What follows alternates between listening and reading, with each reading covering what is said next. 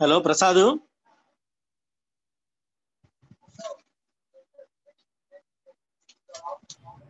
చెప్పండి sir. Good morning. Good morning అండి. మీరు 10:30కి వస్తారా, 10:15కి అవుతారా? ఆల్రెడీ చాలా తక్కువ 23 ఏమన్నారండి.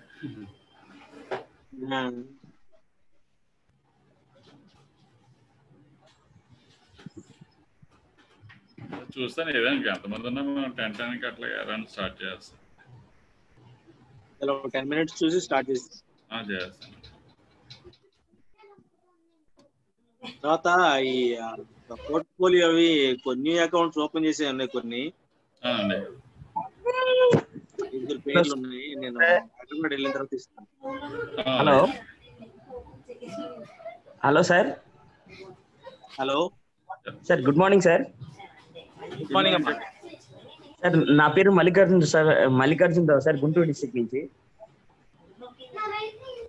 ఓకే, చెప్పు మల్లికార్జున్. సార్ అది 2 days నుంచి అది 15th 16th క్లాసెస్ మిస్ అయ్యాను సార్. అటెండ్ అవుతున్నావా? అదే సార్, ఆ 2-3 days క్లాస్ మిస్ అయ్యాను సార్. ఈ రోజే జాయిన్ అయ్యాను. ఆ క్లాసెస్ మీరు 10 days కంటిన్యూ అయితే మీకు మిగతా అన్ని మళ్ళీ రివిజన్ అవుతాం. సరే సార్. అవి మళ్ళీ ఎప్పుడు ఈ రివ్యూ రోజు చేస్తారు క్లాస్ ఆ రోజేనమ్మా, నిన్నటిది ఈ రోజు అట్లా డిపెండ్ అయ్యేం ఉండదు. ఏ రోజు మా టాపిక్ ఆ రోజే ఉంటది. సార్ టాపిక్స్ నేర్చుకోండి, ఏ టాపిక్ ఆ టాపిక్ ఉంటాయి. సార్ మిస్ అయిన టాపిక్స్ లాస్ట్ లో చెప్తారు మళ్ళీ మీకు. సరే సరే, ఓకే, థ్యాంక్స్. వెల్కమ్.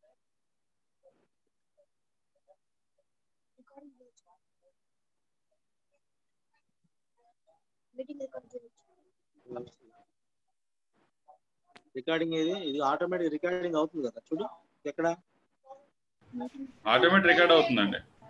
పైన చూడండి, టాప్ లో లెఫ్ట్ సైడ్ టాప్ లో రికార్డింగ్ అని వస్తుంది చూడండి. రికార్డింగ్ ప్రతి యాప్ ఆటోమేటిక్ రికార్డ్ అయిపోద్ది ప్రసాద్, బట్ మనకు సేవ్ అవుతుంది. అవును, వాళ్ళకి అవుతున్నట్టున్నదండి అయితే. అది జూమ్ వాడికి సేవ్ అవుతుంది. ఎవరికండి? జూమా? జూమ్ సర్వర్ లో సేవ్ అవుతుంది. ఎనీ జూమ్, మనం జూమ్ వాడతాం కదా, ఆ జూమ్ మీటింగ్ లో సేవ్ అవుతుంది. మనకు కాదు అది, అది మన పెయిడ్ వెర్షన్ కి వెళ్తే ఆ రికార్డింగ్స్ తెచ్చుకోవచ్చు. ప్రజెంట్ పెయిడ్ వెర్షన్స్ కాదు, ఇది ఫ్రీ జూమ్ వెర్షన్స్. అదేనండి. కాబట్టి వాడు రికార్డ్ చేసి పక్కన పెడతాడు.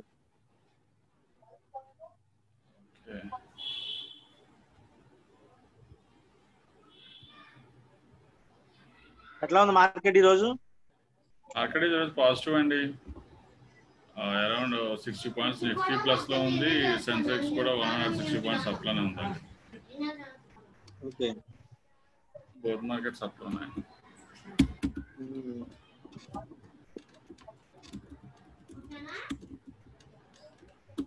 అదే నీ ఫేస్ కొంచెం విజిబుల్ లో పెట్టుకోపోయినవా? అదే ఎవరు రాలేదు కదండి. మామూలుగానే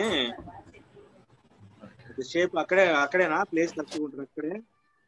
ఏమండి? ఫేస్ మీద కొంచెం ఫోకస్ పెడితే ఇంకా బ్రైట్ కనిపిస్తుందని. లైట్ వేసుకోలేదండి, లైట్ వేరేది. ఓకే,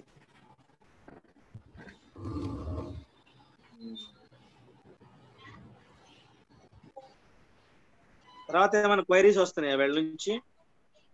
లేదండి, మనం వీళ్ళ గ్రూప్ లో ఇంకా నేను జాయిన్ అవ్వలేదండి. ఏమని వీళ్ళ group Angel broking IPO apply చేయొచ్చు సార్ అని పెట్టిండేవారు ఒక శ్రీకాంత్ అంట. శ్రీకాంత్ అండి. అదే అప్లై చేయొచ్చా? చేయొచ్చు, కానీ పెద్దగా అప్రిషియేషన్ ఉండదండి. బ్రోకింగ్ సెక్టర్స్ అన్ని కూడా కొంచెం డౌన్ ట్రెండ్ లోనే ఉన్నాయి.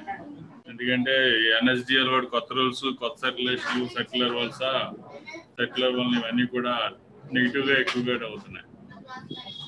ఆల్ బ్రోకింగ్స్ అన్ని కూడా అలాగే ఉన్నాయి. ఫైనాన్షియల్ ప్రజెంట్ ఏంటంటే ఫైనాన్షియల్ బూమ్ అనేది అండ్ ఫార్మా బూమ్ అనేది ఉన్నది ఎక్కువగా.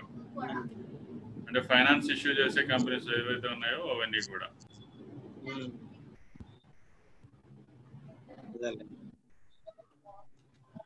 ఇది మెడిసిన్ వీళ్ళకి పిల్లలకి ఎక్కువ ఆంటర్ప్రినర్షిప్ మీద, ఓన్ ఎర్నింగ్స్ మీద స్ట్రెస్ చేయండి. అదే అండి, అంటే దీని తర్వాత అయిపోయాక అదే ఒకసారి వాళ్ళకి చెప్తామండి కోర్స్ అయిపోయిన తర్వాత ఏంటనేది. ఎందుకంటే ట్రేడింగ్ నాలెడ్జ్ ఆటోమేటిక్ గా వచ్చేస్తలే కానీ, బట్ బేసిక్స్ ఏవైతే ఉన్నాయో, అసలు ఈ ట్రేడింగ్ అకౌంట్ ఏంటి, ఈ అకౌంట్ ని ఎట్లా మేనేజ్ చేసుకోవాలి, ఆ తర్వాత దీని ద్వారా ఈ ఎక్కువ నాలెడ్జ్ వాళ్ళు ఎట్లా వస్తుంది, మార్కెట్ ని అనాలిసిస్ చేయాలి కాబట్టి ఆ కాలమ్స్ చదవాలి. Senior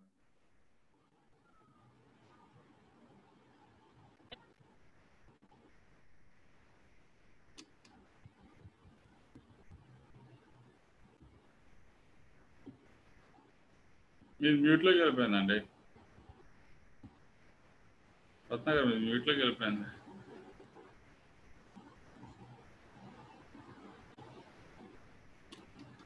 hello sir. Hello sir. చెప్పండి సార్. అది ఈ 3 days ఏం టాపిక్స్ చెప్పారో కొంచెం టాపిక్స్ పేర్లను చెప్తారు సార్, నోట్ చేసుకుంటాను. NSC membership and NSC trading అండి. ఒక్క నిమిషం సార్, రాసుకుంటాను. ఒక్క నిమిషం ఒక్కసారి పిల్లలు సార్, ఒక్క నిమిషం సార్.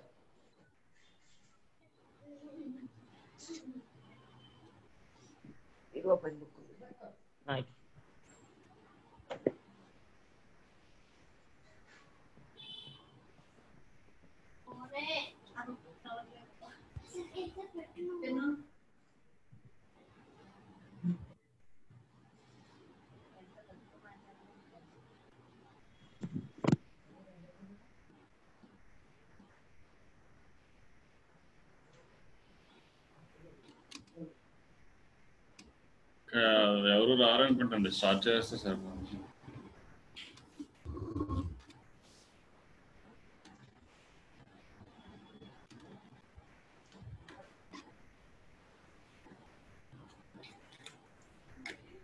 సార్ చెప్పండి సార్ చెప్పండి సార్, టాపిక్స్ చెప్పరా? ఇంట్రడక్షన్ ఆఫ్ ఎక్స్చేంజెస్ అండి. Introduction of exchanges sir. NSC membership. అవును. అండ్ ట్రేడింగ్ అండ్ క్లియరింగ్ కూడా నేను చెప్పాను, ఈ రోజు కూడా కంటిన్యూ అవుతుంది క్లియరింగ్. ఏంటి సార్ నిన్నేం చెప్పారు sir? Clearing and settlement. Clearing and settlement. Okay sir. Good morning అండి. నిన్న మనం క్లియరింగ్ లో సెటిల్మెంట్ అనేది ఒక ట్రాన్సాక్షన్ జరిగితే దాన్ని ఎట్లా సెటిల్మెంట్ అనేది చేసుకోవాలనేది ఎక్స్చేంజ్ ఎన్ఎస్సిసిఎల్ వాడు ఎలా సెటిల్ చేస్తాడనేది మనం చెప్పుకున్నాం.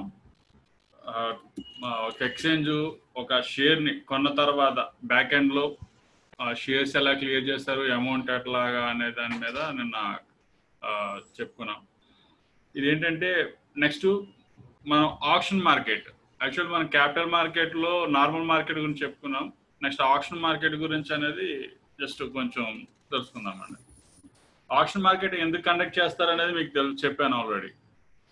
ఎవరైతే స్టాక్స్ డిఫాల్టర్ అవుతారో, ఏ ఇన్వెస్టర్ అయితే స్టాక్ ఇవ్వడంలో డిఫాల్టర్ అవుతాడో ఆ స్టాక్ ని స్టాక్ బ్రోకర్ ఎక్స్చేంజ్ ద్వారా ఆప్షన్ లో పర్చేస్ చేసి ఎవరైతే డిఫాల్ట్ అయ్యారు, ఎవరి వల్ల డిఫాల్టర్ అయ్యారో వాళ్ళకి ఆ షేర్స్ ఇస్తారు అన్నమాట. ఫర్ సపోజ్ ఇక్కడ స్టేట్ బ్యాంక్ ఆఫ్ ఇండియా మనం సమ్ షేర్స్ అమ్ముతాం, మన దగ్గర ఉన్న షేర్స్ అనేది సెల్ చేస్తాం. వాళ్ళకి ఇన్ టైంలో మనం డెలివరీ ఇవ్వకపోతే వాళ్ళు మనం డిఫాల్టర్ అవుతాం. ఇన్ టైంలో మనం షేర్స్ ఇవ్వలేకపోతే, డెలివరీ ఇవ్వకపోతే డిఫాల్ట్ అనేది అవ్వడం జరుగుతుంది. సో మనం అమ్మేమంటే ఎవరో ఒకరు పర్చేస్ చేసే ఉంటారు, ఇండియా మొత్తం మీద ఎవరో ఒకరు పర్చేస్ చేస్తారు. మన షేర్ని ఎవరో ఒకరు కొన్నారు. సో వాళ్ళకి షేర్స్ ఇవ్వాలి, మరి పర్చేస్ చేసిన తర్వాత షేర్స్ ఇవ్వాలి కదండి వాళ్ళకి. సో స్టాక్ బ్రోకర్ ఏం చేస్తాడంటే ఆప్షన్లో స్టేట్ బ్యాంక్ ఆఫ్ షేర్స్ని పర్చేస్ చేసి మనం ఎవరికైతే అమ్మామో ఆయనకి ఆ షేర్స్ అనేది ఇవ్వడం జరుగుతుంది అన్నమాట. ఈ ఆప్షన్ మార్కెట్ అనేది ఈవినింగ్ టైం 2:30కి స్టార్ట్ అవుతుందండి. అంటే దీన్ని మనం ఒక డీలర్ లెవెల్లో ఎవరు చేయరు, స్టాక్ బ్రోకర్ లెవెల్లోనే చేస్తారు. ఈ ఆప్షన్ మార్కెట్ అనేది డీలర్ లెవెల్లో ఎవరు చేయరు, స్టాక్ బ్రోకర్ ఎవరైతే ఉన్నారో వాళ్ళే చేస్తారు. వాళ్ళు ఏమంటారంటే, ఇప్పుడు సపోజ్ మనం డిఫాల్ట్ అవుతాం కాబట్టి, స్టేట్ బ్యాంక్ లో మనం డిఫాల్ట్ అవుతాం కాబట్టి మన వల్ల ఆప్షన్ కండక్ట్ అవుతుంది కాబట్టి మనల్ని ఇనిషియేటర్ అంటారు అన్నమాట. మనల్ని ఇనిషియేటర్ అంటారు ఎవరైతే ఫస్ట్ మనం డిఫాల్ట్ అవుతాం కాబట్టి. మనతో పాటు అదే కంపెనీలో వేరే ఎవరన్నా డిఫాల్టర్ అయ్యి మనతో పాటు ఆప్షన్ లో పార్టిసిపేట్ చేస్తే వాళ్ళని కాంపిటీటర్ అంటారు. ఫస్ట్ డిఫాల్టర్ అయిన వాళ్ళు ఇనిషియేటర్ అంటారు, ఆ తర్వాత వాటితో పార్టిసిపేట్ చేసే వాళ్ళని కాంపిటీటర్ అంటారు. వీళ్ళిద్దరికీ కూడా ఆప్షన్ లో షేర్స్ పర్చేస్ చేయాలి. పర్చేస్ చేసి మనం ఎవరైతే అమ్మామో వాళ్ళకి ఆ షేర్స్ అనేది ఇవ్వడం అనేది జరుగుతుంది. సో ఆ ఆప్షన్ లో పర్చేస్ చేసిన మన ఆప్షన్ లో సేల్ చేసిన వాడిని సొలిక్టర్ అంటారు అన్నమాట. డిఫాల్టర్స్ ఇద్దరిని, ఫస్ట్ డిఫాల్టర్ ఇనిషియేటర్ అంటారు, సెకండ్ డిఫాల్టర్ కాంపిటీటర్ అంటారు. ఈ డిఫాల్టర్స్ కి ఎవరైతే షేర్స్ అనేది ఇస్తారో, ఆప్షన్ మార్కెట్ లో షేర్స్ అనేది ఇస్తారో వాళ్ళని సొలిక్టర్ అంటారు. సో మన దగ్గర షేర్స్ తీసుకొని వాళ్ళకి ఆ షేర్స్ అనేది ఇవ్వడం జరుగుతుంది.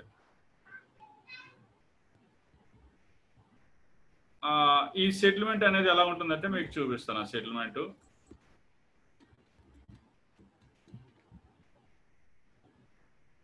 ఈ ఆప్షన్ సెటిల్మెంట్ అనేది చూపిస్తాను ఇప్పుడు మీకు.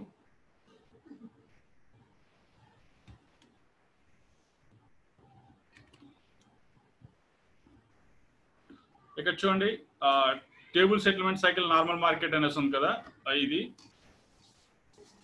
ఇప్పుడు మనం నిన్న చెప్పుకున్నాం. ఒక రోజు ట్రేడింగ్, ఈ రోజు ట్రేడింగ్ జరిగిందంటే అది దాన్ని టీ కింద కన్సిడర్ చేస్తారు అనమాట ట్రేడింగ్. దాన్నే రోలింగ్ సెటిల్మెంట్ అని అంటారు కూడా. రోలింగ్ సెటిల్మెంట్ అంటే అట్లా రొటేషన్ అవుతానే ఉంటుంది సెటిల్మెంట్ అనేది. T+2 అనేది మనం షేర్స్ అనేది సెటిల్ చేసేస్తాం. అమౌంట్ ఎనీథింగ్ ఏదైనా అనేది మనం షేర్స్ అనేది సెటిల్ చేస్తాం అన్నమాట. Shares are amount.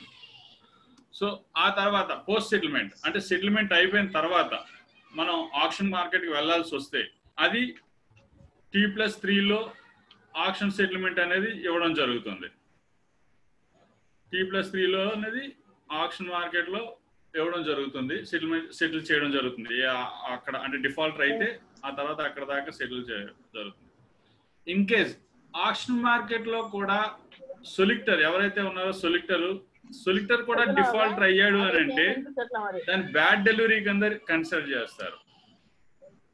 దాన్ని బ్యాడ్ డెలివరీ కింద కన్సిడర్ చేస్తారు అన్నమాట అండి.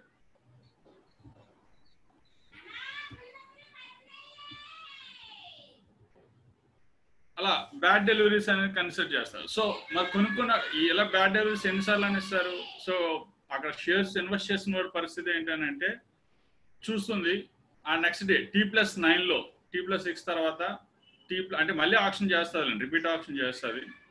అక్కడ కూడా అవ్వకపోతే షేర్స్ అనేది అడ్జస్ట్ అవ్వకపోతే T+9లో ఎవరైతే పర్చేస్ చేశారో షేర్స్ వాళ్ళకి T+8 ప్రీవియస్ డే అంటే T+8లో క్లోజింగ్ డే ఉంటుంది కదా, దానికి 20% యాడ్ చేసి ఇస్తారన్నమాట.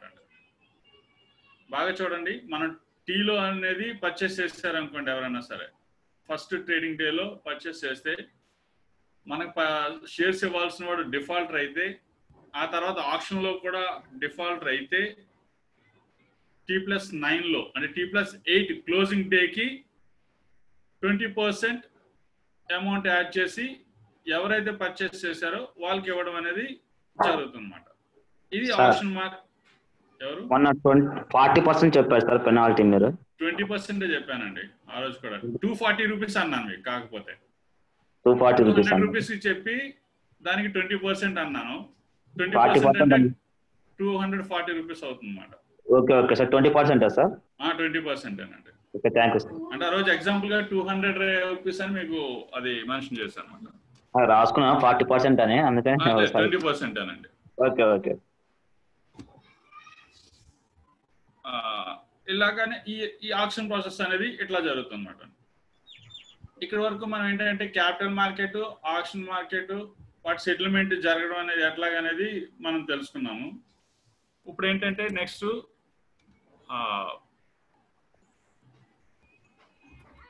ISIN international securities identification. Stock మార్కెట్లో ఉన్న ప్రతి దానికి కూడా ఒక నెంబర్ అనేది అలాట్ చేయడం జరుగుతుంది. ఏ కంపెనీ అయినా సరే, state Bank of Baroda, TCS, Infosys, Wipro, Reliance industries, ఏదైనా సరే మనం అంటే వాటిని పేర్లు పెట్టి పిలుస్తాం. కానీ స్టాక్ బ్రోకర్ల వాటికి కోడ్స్ ఉంటాయి. ఒక కోడ్స్ జనరేట్ 12 డిజిట్ కోడ్ ఉంటుంది అన్నమాట. ఆ కోడ్ అనేది ఇవ్వడం జరుగుతుంది. ఆ కోడ్ ఎలా జనరేట్ చేస్తారనేది ఇప్పుడు మనం తెలుసుకుందామండి. ఒక సెంట్రల్ గవర్నమెంట్ స్టాక్స్ ఏదైనా ఉంటే ఫస్ట్ ఒక్క నిమిషం అండి, మీకు నోట్ ప్యాడ్ మీద చూపిస్తాను.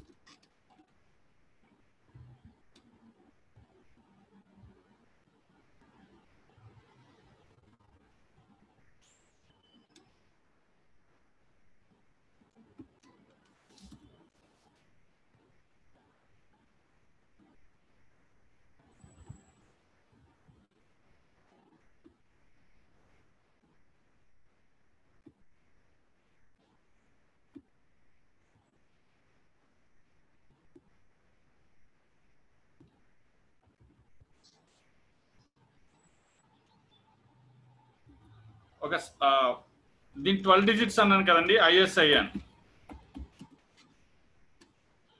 ఇంటర్నేషనల్ సెక్యూరిటీస్ ఐడెంటిఫికేషన్ నెంబర్ అన్నమాట.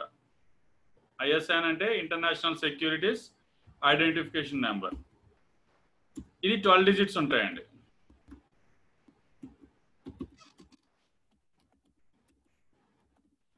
12 డిజిట్స్ ఉంటాయి అన్నమాట. ఈ 12 డిజిట్స్ ఎలాగ ఇవ్వడం అనేది జరుగుతుంది అన్నమాట.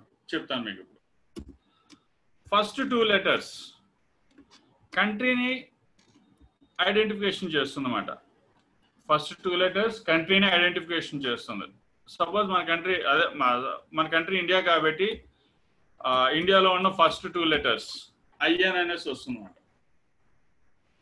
తర్వాత లెటర్ అది ఏ సెక్టర్ సంబంధించి, అంటే ఏ గ్రూప్, ఏ సంస్థకు సంబంధించింది, అంటే గవర్నమెంటా, ప్రైవేట్, సెంట్రల్ గవర్నమెంటా, స్టేట్ గవర్నమెంటా, ప్రైవేట్ సెక్టరా, లేదంటే పబ్లిక్ సెక్టరా అనేది ఇవ్వడం జరుగుతుంది అన్నమాట.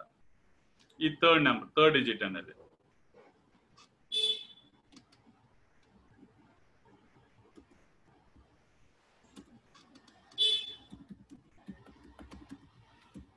థర్డ్ డిజిట్ సెంట్రల్ గవర్నమెంట్ అయితే అండి ఏ అని ఇస్తారు. సెంట్రల్ గవర్నమెంట్ అయితే ఏ అని ఇస్తారు.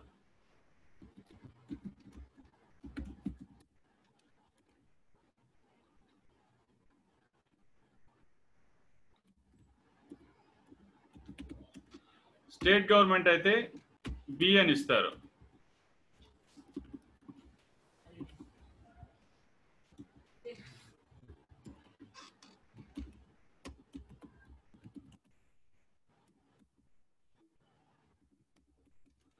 మున్సిపల్ కార్పొరేషన్ అయితే సి అని ఇస్తారు.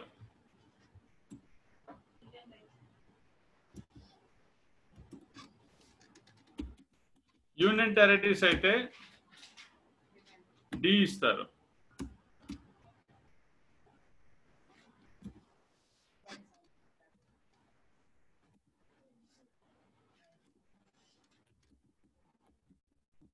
కంపెనీస్ ఏవైనా సరే, ఇంకా అంటే కార్పొరేట్ కంపెనీ అవనండి, బ్యాంకింగ్ అవనండి, ఇన్సూరెన్స్ కంపెనీస్ అవనండి,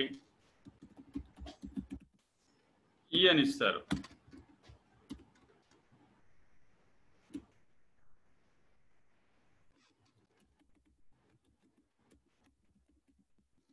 మ్యూచువల్ ఫండ్స్ అయితే ఎఫ్ ఉంటుంది అన్నమాట.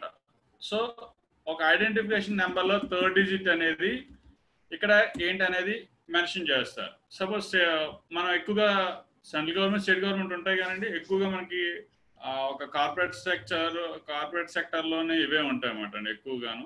సో 99% ఎక్కువ కంపెనీస్ అవే ఉన్నాయి కాబట్టి ఈ అని ఉంటుంది. ఒకవేళ మ్యూచువల్ ఫండ్స్ ఉంటే ఐఎన్ఎఫ్ అని ఉంటుంది. సెంట్రల్ గవర్నమెంట్ కంపెనీస్ ఏమన్నా అంటే ఇప్పుడు సపోజ్ రైల్వే డిపార్ట్మెంట్ వచ్చింది అనుకోండి, రైల్వే డిపార్ట్మెంట్ అనేది పబ్లిక్ ఇష్యూకి వచ్చింది అనుకోండి, అక్కడ ఏ వస్తుందన్నమాట. అలా సెంట్రల్కి ఏదైనా సంబంధించి ఉంటే ఆ థర్డ్ డిజిట్ అనేది అది ఇష్యూ చేస్తారు. ఐఎన్ఈ ఇక్కడ 3 లెటర్స్. నెక్స్ట్ 4 లెటర్స్ ఏంటంటే అండి సార్ చిన్న డౌట్, యూనియన్ యూనియన్ టెరిటరీస్ అండి, అదే కేంద్ర పాలిత ప్రాంతాలు ఉన్నాయి కదా, ఓకే అవి. ఆ ప్రాంతాల్లోని కంపెనీస్ ఏమన్నా సరే, అంటే గవర్నమెంట్ కంపెనీస్ ఏమన్నా స్టాక్ మార్కెట్లోకి వస్తే వాటిని యూనియన్ టెరిటరీస్ కింద డిసైడ్ చేసి వాటి కంపెనీస్ ఏమన్నా ఉంటే వాటికేమో డి అని ఇస్తారు అనమాట. ఐఎన్డి అని ఇస్తారు. Next 4 digits. ఆ 4 డిజిట్స్ ఎలా ఉంటాయంటే 001 నుండి 001 ఏ నుంచి స్టార్ట్ చేస్తారు అనమాట. అంటే ఆ కంపెనీ ఎప్పుడు ఎంటర్ అయింది అన్న టైప్లో అలా కంటిన్యూషన్ 1 by 1 అని వస్తుంది కదా, అట్లా అనమాట. అట్లాగా A to Z వరకు ఇస్తారు.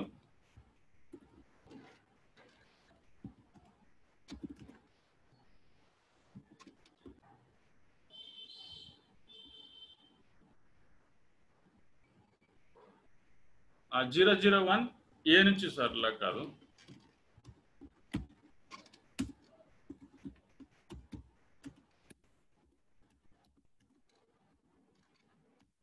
ఇట్లా ఇస్తారు అనమాట. నెక్స్ట్ 4 డిజిట్స్ కూడా 001 నుంచి 001 ఏ నుంచి 999 ఏ వరకు ఉన్న తర్వాత మళ్ళీ 001B 999B 001C అట్లా కంటిన్యూ అవుతూ ఉంటుంది అట్లాగా కంటిన్యూ అవుతూ ఉంటుంది అన్నమాట అండి. నెక్స్ట్ 8 and 9 క్యారెక్టర్స్ అండి. అంటే ఫర్ సపోజ్ ఇక్కడ మనకు ఆల్రెడీ 001 మన స్టేట్ బ్యాంక్ గురించి మొన్నటి నుంచి చెప్పుకున్నాం కాబట్టి అండి, స్టేట్ బ్యాంక్ది ఏముందంటే ఒక్క నిమిషం 062A వస్తుంది అన్నమాట. ఒక స్టేట్ బ్యాంక్దే మనం అంటే మీకు ఎగ్జాంపుల్ గా చూపిస్తున్నాను అంటే ఎలా ఉంటుందని. సార్ బ్యాంకింగ్ సెక్టర్ కదా సార్? బ్యాంకింగ్ సెక్టర్ అది గవర్నమెంట్ సంబంధం ఉండదు కదా సార్, అది పబ్లిక్ సెక్టర్ కదా సార్? పబ్లిక్ సెక్టర్ అండి. అదే సార్, మళ్ళీ మీరు ఇవ్వచ్చు కదా సార్? అక్కడ INEB ఇచ్చాను చూడండి, ఆల్రెడీ 3rd digit దానికే చెప్పి ఎక్స్ప్లెయిన్ చేశాను నేను. కింద దానికి ఎక్స్ప్లెయిన్ చేసిందే 3rd digit. ఓకే. అక్కడ ఐఎన్ అనే ఫస్ట్ 2 లెటర్స్ కాకుండా 3rd లెటర్ అని చూసారా, అది దానికి సంబంధించింది బ్యాంకింగ్ కాబట్టి. ఓకే. తర్వాత 4 digits ఎలాగ ఇస్తారనేది ఇప్పుడు మీకు ఎక్స్ప్లెయిన్ చేస్తున్నాను అనమాట. 001 నుంచి అలా ఉంటుందన్నమాట. నెక్స్ట్ 8 and 9 క్యారెక్టర్స్ అండి. ఇవి ఏంటంటే కంపెనీని రిప్రజెంట్ చేస్తాయి. అది ఏ టైప్ ఆఫ్ కంపెనీ అనేసి రిప్రజెంట్ చేస్తాయి అన్నమాట అండి. అవి ఎలా ఉంటుందో చెప్తాను, ఒక్క నిమిషం అండి, అది కూడా షేర్ చేస్తాను sir.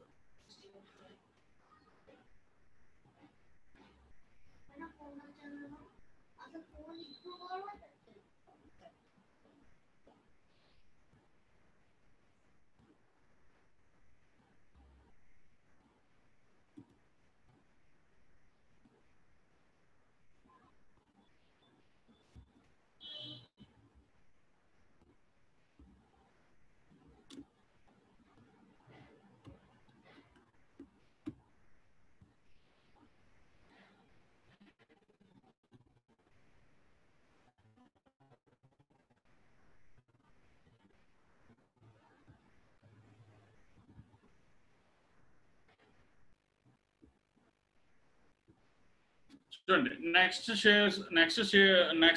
8 and 9 characters, 8 and 9 letters, అవి ఏంటి రిప్రజెంట్ చేస్తాయంటే అవి షేర్సా, మ్యూచువల్ ఫండ్సా, డిబెంచర్సా, సెక్యూర్డ్ డిబెంచర్సా, అన్సెక్యూర్డ్ డిబెంచర్సా, రెగ్యులర్ స్టేట్ బాండ్సా, సమ్ డిఫరెంట్ అన్నీ ఉన్నాయండి.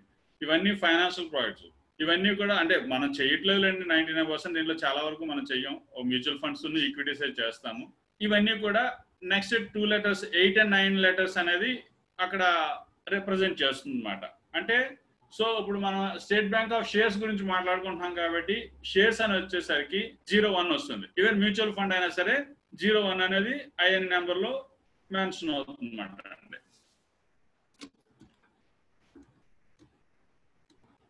మీకు అర్థమైంది కదండి. నెక్స్ట్ 8 and క్యారెక్టర్స్ ప్రతి దానికి ఈక్విటీ షేర్స్ కి 01, మ్యూచువల్ ఫండ్స్ కి 01, కన్వర్టబుల్ ప్రిఫరెన్షియల్ షేర్స్ కి అయితే 03. ఈ కన్వర్టబుల్ ప్రిఫరెన్షియల్ షేర్స్ ఏంటంటే ఆల్రెడీ సగం పే చేసి సగం అంటే ఈ పబ్లిక్ ఇష్యూ ఇప్పుడు లేవులేండి, అది కూడా ఇంతకు ముందే పబ్లిక్ ఇష్యూలో సగం పే చేసి రిమైనింగ్ అమౌంట్ అనేది తర్వాత పే చేయమని చెప్పేసి చెప్తారు అన్నమాట. అలాంటి కన్వర్టబుల్ ప్రిఫరెన్షియల్ షేర్స్ 03 అంటారు. అట్లా కన్వర్ట్ కానివైతే 04లోకి వస్తాయి అన్నమాట. ఇక డిబెంచర్స్, బాండ్స్ అనేవి గవర్నమెంట్ ఇవన్నీ సంబంధించినవేనండి. ఇవన్నీ కూడా సర్టిఫికెట్స్ కానీ, టీ బిల్స్ కానీ ఇవన్నీ కూడా.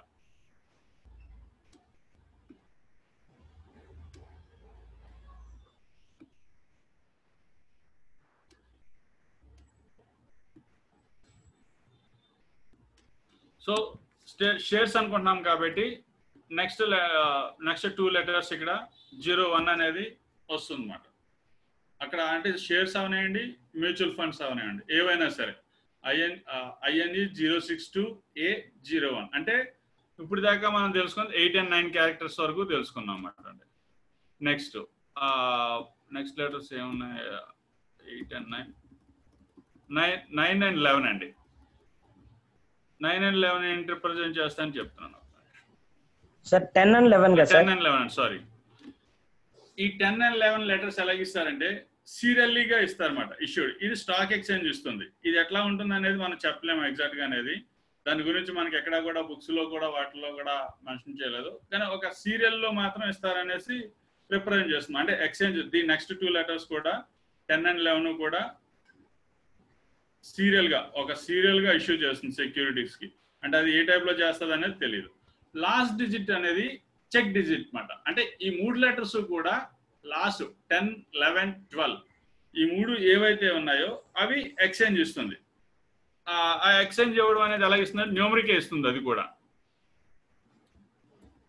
ఎట్లాగానే ఉండొచ్చు. స్టేట్ బ్యాంక్ అయితే ఏమి ఇచ్చిందంటే 020 అనేసి ఇచ్చింది అనమాట. అట్లా ఇది 12 డిజిట్ అనేది ఎగ్జాక్ట్ గా డిజిట్ అనేది ఇలాగా ప్రతి సెక్యూరిటీ కూడా ఎన్ని స్టాక్స్ వచ్చినా సరే, ఎన్ని మ్యూచువల్ ఫండ్స్ వచ్చినా సరే, ప్రతి దానికి కూడా ఒక ఇజన్ నెంబర్ అనేది ఇవ్వడం జరుగుతుంది కంపల్సరీగా. ఒక స్టాక్ బ్రోకింగ్ లో ఎవరన్నా వర్క్ చేస్తే కంపల్సరీ ఈ కోడ్ ఎంటర్ చేస్తేనే స్టాక్ అనేది డీమెట్ లో చేసిన అనుకున్నాం కదా ఎలక్ట్రానిక్ మోడ్ లో, ఈ కోడ్ ఎంటర్ చేస్తేనే ఆ కంపెనీ నేమ్ అనేది డిస్ప్లేలోకి వస్తుంది. అంతేగాని కంపెనీ నేమ్ చేస్తే ఈ నెంబర్ డిస్ప్లేలోకి రాదండి. ఈ నెంబర్ ఎంటర్ చేస్తేనే కంపెనీ డిస్ప్లే వస్తుంది అన్నమాట. అంటే ఆ సాఫ్ట్వేర్ లో అలా డిజైన్ చేస్తుంది. అలా NSDL వాడు CDS వాళ్ళు అలా డిజైన్ చేశారండి. ఇది ఐడెంటిఫికేషన్ నెంబర్స్ అండి, ఇజన్ నెంబర్ ఐడెంటిఫికేషన్. ఇది మీరు అంటే ఎగ్జామ్ పర్పస్ అయితే బాగా ఉపయోగపడతాయి మీకు. ట్రేడింగ్ పర్పస్ కూడా ఉపయోగపడుతుంది. కాకపోతే మీకు కొంచెం ఎక్స్పీరియన్స్ వస్తే అంటే బాగా ఎంప్లాయీగా వర్క్ అయ్యి ఒకవేళ ఫర్దర్ గా మీరు బ్యాంకుల్లో ప్రైవేట్ బ్యాంకుల్లో వాటిల్లో కూడా డిమాట్ సెక్షన్ లో జాబ్ చేయాల్సి వస్తే కంపల్సరీ ఈ ఇజన్ నెంబర్ అనేది ఇజన్ నెంబర్ మీద నాలెడ్జ్ అనేది చాలా ఇంపార్టెంట్ అండి. ఇజన్ అనేది బాగా తెలుసుకోవాలి. ఇజన్ అనేది అంటే ఇప్పుడు దాకా మీకు ఏంటంటే ఒక స్టాక్ మార్కెట్ లో అంటే టోటల్ గా మీకు చెప్పిన బేసిక్స్ అన్నిటిలో కూడా స్టాక్ మార్కెట్ పరిచయం చేసే దగ్గర నుంచి ఒక ఆర్డర్ ఎలా ప్లేస్ చేయడం ఇవన్నీ కూడా నేను అన్ని కూడా బేసిక్ గా అన్ని చెప్పాను. ఇంకా ఇన్ డెప్త్కి వెళ్తే అంటే సెకండ్ లెవెల్ ఇంకా ఇన్ డెప్త్కి వెళ్తే ఒక ఆర్డర్ ఎన్ని రకాలుగా ప్లేస్ చేయొచ్చు, స్టాప్ లాస్ ఆర్డర్ అంటే ఏంటి, అంటే మీరు ట్రేడింగ్ చేసినా అంటే మీరు జాబ్ చేసినా ఒకవేళ బిజినెస్ చేద్దాం అనుకున్నా లేదు ఇన్వెస్ట్ చేద్దాం అనుకున్నా సరే స్టాప్ లాస్ అంటే ఆర్డర్ అంటే IOC ఆర్డర్లు ఇవన్నీ కూడా మీకు ఇన్ డెప్త్ లో వస్తాయి. అంటే మీరు ఫుల్ టైమ్ కోర్సెస్ లో ఎక్స్క్యూజ్ మీ సార్ చెప్పడం జరుగుతుందండి. హలో వినయ్ గారు ఒక 5 minutes టైం ఇవ్వండి, ఒక హాఫ్ అన్ అవర్ టైం మళ్ళీ నెక్స్ట్ ఏంటంటే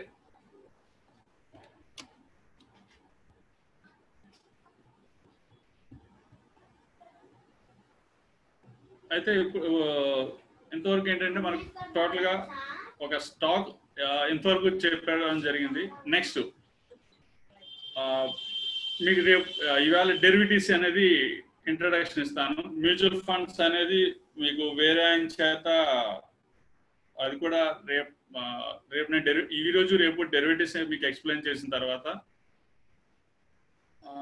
ఫ్రైడే అంటే రేపు సాటర్డే అయిపోతుంది. సో మండే మీకు మ్యూచువల్ ఫండ్స్ మీద నెక్స్ట్ క్లాస్ అనేది మీకు మండే చెప్పిస్తాం. మ్యూచువల్ ఫండ్స్ మీద అక్కడికి మనకి 8 days అయిపోతుంది. మీకు తర్వాత మీ కెరియర్ గైడెన్స్ అది ఎలాగా అనేది మీకు 9th day వస్తుంది. తర్వాత మీ జాబ్స్ కానీ వాటి కానీ 9th, 10th డేలో మీకు వాటి గురించి అనేది క్లారిఫికేషన్ ఇస్తాం. అంటే ఫర్దర్గా కోర్స్ ఇంకా మీకు కావాలనుకుంటే ఏం చేయాలనేది అన్ని కూడా మీకు ఫర్దర్గా ఎక్స్ప్లెయిన్ చేస్తాం అన్నమాట. సో మనం ఒక NSE నార్మల్ మార్కెట్లో క్యాపిటల్ మార్కెట్లో ఈక్విటీస్ గురించి అనేది మీకు చెప్పానండి. నెక్స్ట్ డెరివేటివ్స్ అండ్ ఆప్షన్స్ అండి. డెరివేటివ్స్ అంటే ఇవన్నీ కూడా కాంట్రాక్ట్ పద్ధతిలో జరుగుతాయి. ఇవి ఇన్వెస్ట్మెంట్ అని అనలేమండి. ఓన్లీ బిజినెస్ పర్పస్ మాత్రమే ఇవన్నీ జరుగుతాయండి. ఓన్లీ బిజినెస్ పరంగానే జరుగుతాయి తప్ప కానీ ఇన్వెస్ట్మెంట్ విధంగా అనేది జరగదు. అంటే ఇవన్నీ కూడా కాంట్రాక్ట్ పీరియడ్ లో మ్యూచువల్ కాంట్రాక్ట్ అండర్స్టాండింగ్ లో ఈ ట్రేడింగ్ అనేది జరుగుతుందన్నమాట. ఈ స్టాక్ ఎక్స్చేంజ్ ఏం చేస్తుందంటే ఇప్పుడు దాకా జరుగుతున్న స్టాక్ మార్కెట్ లో ఉన్న కంపెనీస్ అన్నిటిని కూడా వాటిల్లో ఏవైతే బాగా పెర్ఫామ్ చేస్తున్నాయో అంటే ఎక్కువగా ఎవరైతే ట్రేడింగ్ చేస్తున్నారో బాగా గ్రోత్ అనే కంపెనీస్ ఏంటి, ట్రేడింగ్ బిజినెస్ ఏది జరుగుతున్నాయో అలాంటి కంపెనీస్ ని సెలెక్ట్ చేసుకొని డెరివేటివ్స్ లో కూడా యాడ్ చేస్తుందండి.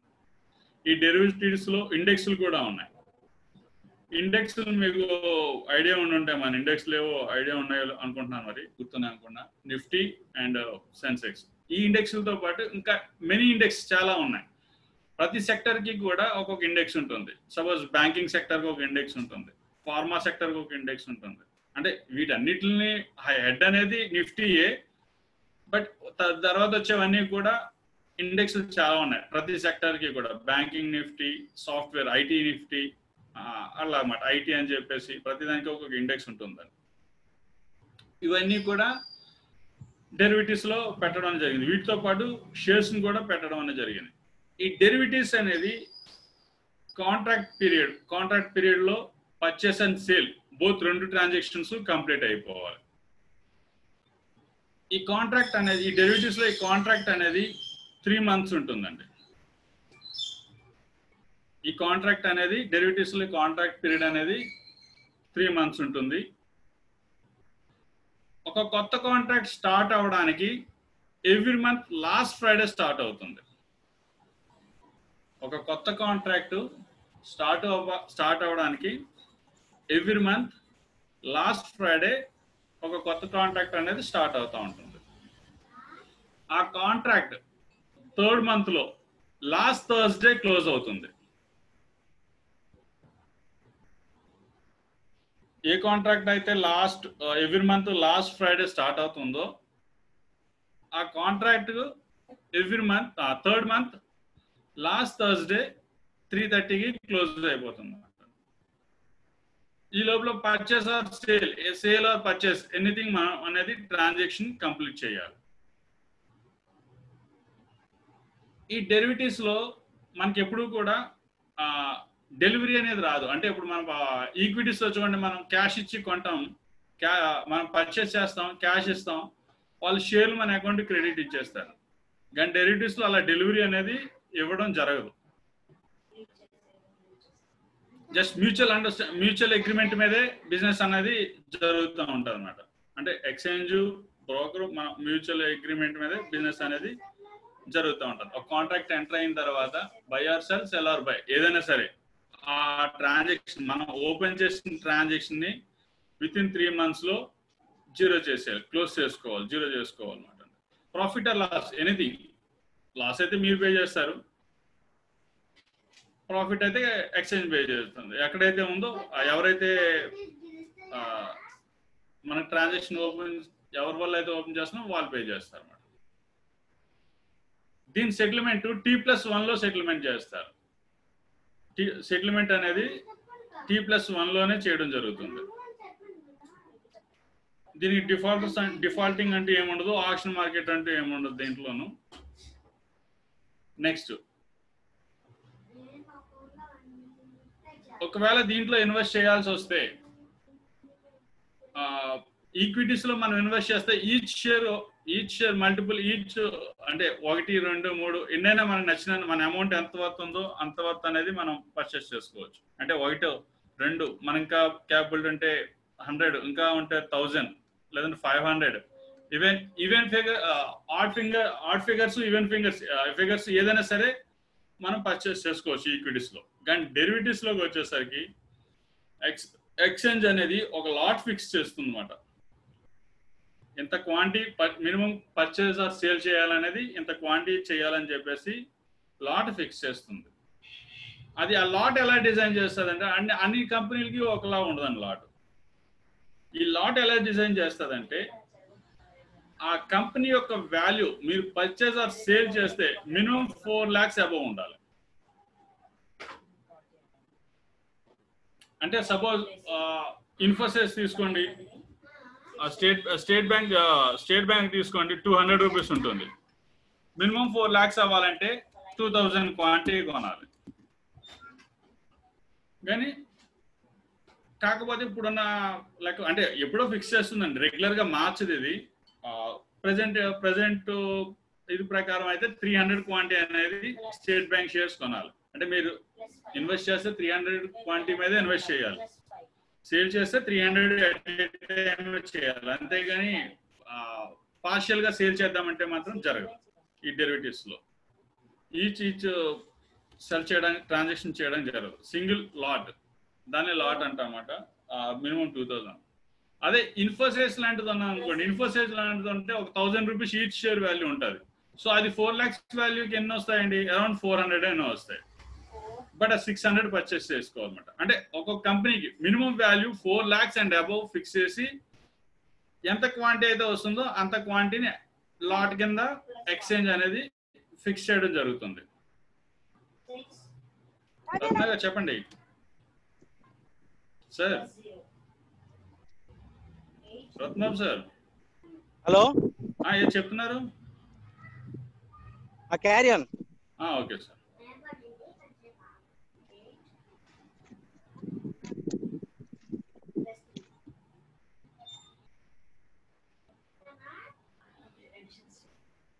నెక్స్ట్ అండి, suppose State Bank of India market value 200 ఉందండి, ఈచ్ షేర్ వాల్యూ 200 ఉంది. మనం ఈ డెరివేటివ్స్ లో ఒక లాట్, అంటే ఇప్పుడు ప్రెసెంట్ ఉన్న లాట్ 3000 పర్చేస్ చేయాలి. అంటే అరౌండ్ ఎంత 6 lakhs అవుతుంది.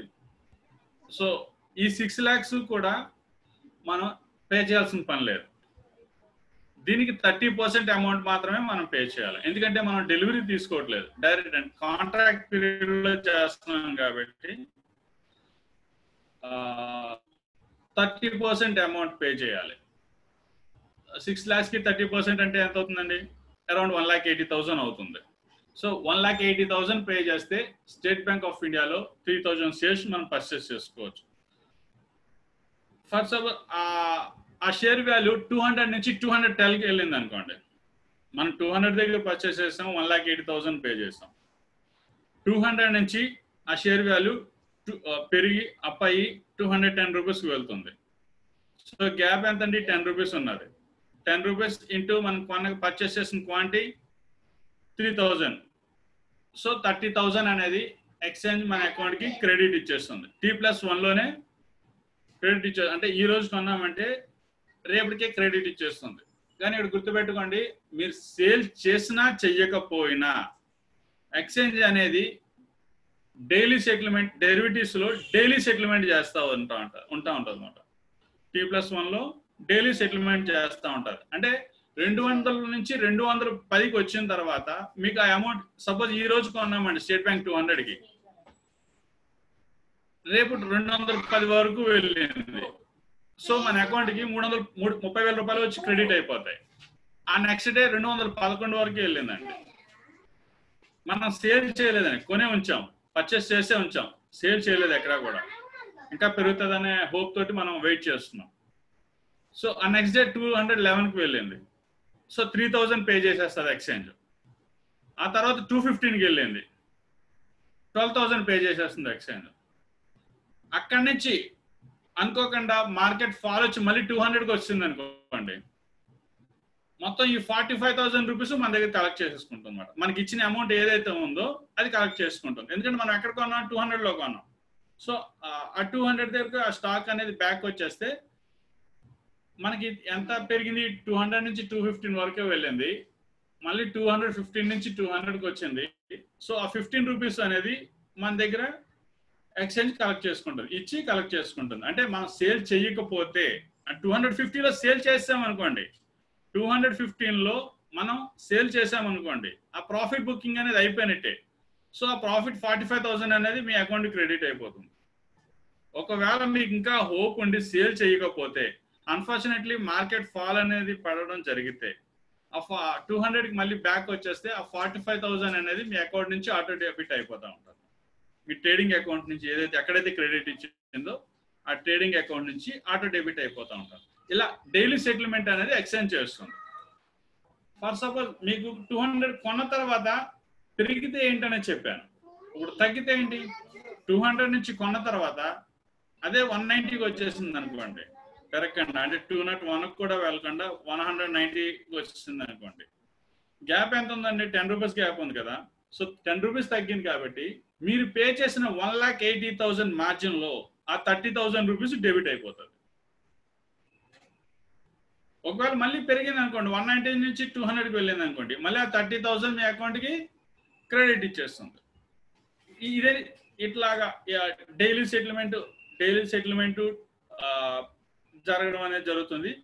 ఈ సెటిల్మెంట్ ఎలా జరుగుతుందండి, ఏదైతే క్లోజింగ్ ఓపెనింగ్ ప్రైస్ నుంచి క్లోజింగ్ ప్రైస్ ఏదైతే ఉందో క్లోజింగ్ ఈ రోజు క్లోజింగ్ నుంచి రేపు క్లోజింగ్ ప్రైస్ ఏదైతే ఉందో అంతవరకు అనేది సెటిల్ చేయడం జరుగుతుంది. ఒకవేళ మీరు ట్రాన్సాక్షన్ చేస్తే ఈ రోజు క్లోజింగ్ నుంచి మీరు ఎక్కడైతే ట్రాన్సాక్షన్ చేశారో అక్కడ వరకు సెటిల్ చేయడం అనేది జరుగుతుంది అన్నమాట. ఈ సెటిల్మెంట్ అనేది T+1 లో జరుగుతుంది. దీన్నే డెరివేటివ్స్ లోనే దీన్నే ఏమంటారంటే ఫ్యూచర్స్ అంటారు అనమాట. It's a purely business method అనమాట. ఫ్యూచర్స్ అంటారు వీటిని. సో తక్కువ అమౌంట్ తోటి ఎక్కువ బిజినెస్ చేయడానికి ఉపయోగపడుతుంది. చాలా మంది ఎక్కువగా ఇంట్రెస్ట్ చూపించడానికి మేజర్ గా అనేది ఇది ఉపయోగపడుతుంది అన్నమాట.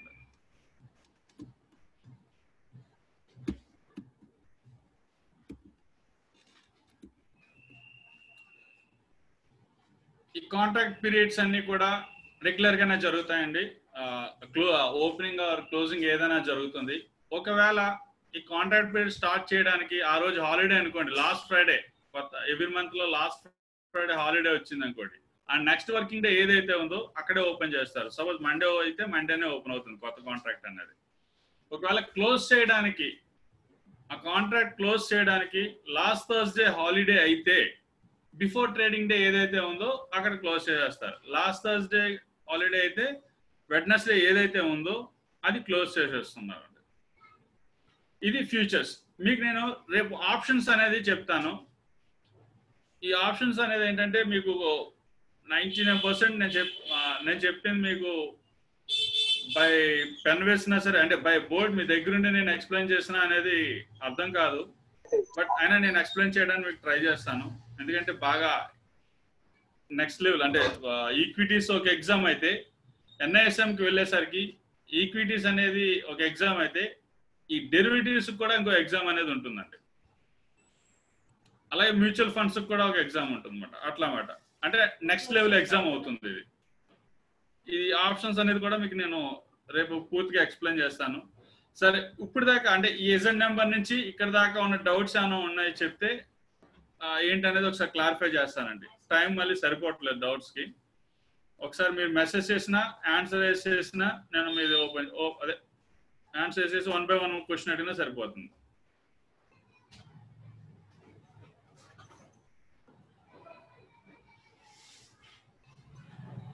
మనం ఒకవేళ ఇక్కడ ఎవరో అడిగారు శ్రీనివాస్ గారు, ఒకవేళ 200 నుంచి 215కి వెళ్ళినప్పుడు సేల్ చేసేస్తే ఆ కాంట్రాక్ట్ మనకి ఇంకా అక్కడ క్లోజ్ అయిపోయినట్టండి. మనం ఎక్కడైతే ఎగ్జిట్ అవుతామో ఆ కాంట్రాక్ట్ లోంచి మనకున్న పొజిషన్ ఏదైతే స్క్వేర్ ఆఫ్ చేస్తామో అక్కడికి అది సెటిల్మెంట్ అయిపోయినట్టే. ఇంకా మనకి ఆ కాంట్రాక్ట్ తోటి అగ్రిమెంట్ క్లోజ్ అయిపోయినట్టే. సో ఆ అమౌంట్ అనేది మన అకౌంట్ క్రెడిట్ అయిపోతుంది కాబట్టి మన అకౌంట్ క్రెడిట్ అయిపోతుంది. సో ఆ కాంట్రాక్ట్ ఇంకా ఆ షేర్ అనేది ఎలా పెర్ఫామ్ చేసినా మనకి ఇంకా అనవసరం. పెరిగినా సరే పడిపోయినా సరే. ISI అనేది GSI నెంబర్ కాదండి. GSI నెంబర్ అంటే రీసెంట్ గా వచ్చింది. GSI purely different. ISI అనేది ఇంటర్నేషనల్ సెక్యూరిటీస్ ఐడెంటిఫికేషన్ నెంబర్. అంటే వరల్డ్ వైడ్ గా ఏ స్టాక్ అయితే ట్రేడ్ అవుతున్నాయో వాటన్నిటికీ కూడా ఒక ఐడెంటిఫికేషన్ నెంబర్ ఇవ్వడం అనేది జరుగుతుంది అన్నమాట. అది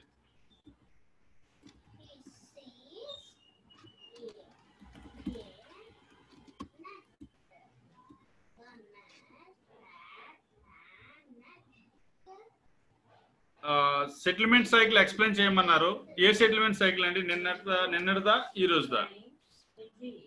అంటే ఆప్షన్ మార్కెట్ దా, ఒకవేళ లేదంటే normal market సెటిల్మెంటా?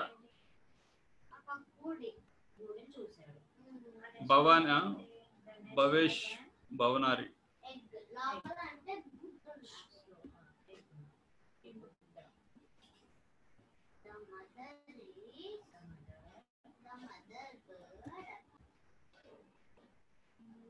The benefits of derivatives అడిగారు. డెరివేటివ్స్ లో అనేసరికి కంప్లీట్ ఇన్వెస్ట్మెంట్ అనేది మనం పే చేయవసరం లేదు. పార్షియల్ 30% మార్జిన్ పే చేస్తే సరిపోతుంది. బట్ ప్రాఫిట్ ఆర్ లాస్ ఏదైనా సరే ఆ ఈక్విటీ షేర్స్ తో ఏదైతే ఉందో దాంతోనే ఎగ్జాక్ట్ గా మనకు వస్తుంది అన్నమాట అండి. ఈక్విటీ షేర్స్ ఎలా పర్ఫామ్ చేస్తుందో, ఎలాగైతే అమౌంట్ ప్రాఫిట్ ఆర్ లాస్ ఎలా వస్తుందో అట్లా వస్తుంది అనమాట. అడ్వాంటేజెస్ అంటే ఫుల్ అమౌంట్ పే చేయవసరం లేదు, 30% అమౌంట్ పే చేస్తే సరిపోతుంది అనమాట. బట్ రిస్క్ ఏంటంటే ఈక్విటీస్ లో మనం ఒక షేర్ కొన్న తర్వాత లైఫ్ లాంగ్ మనం హోల్డ్ చేసుకోవచ్చు, హోల్డ్ చేసుకొని ఎప్పుడైనా సేల్ చేయొచ్చు. డెరివేటివ్స్ అనేది అది నాట్ పాసిబుల్ అండి. ఆ కాంట్రాక్ట్ పీరియడ్ లోపల, ఆ కాంట్రాక్ట్ పీరియడ్ డేట్ అయితే ఎప్పుడైతే ఉందో అప్పుడు డెఫినెట్ గా అది క్లోజ్ చేసుకోవాలి.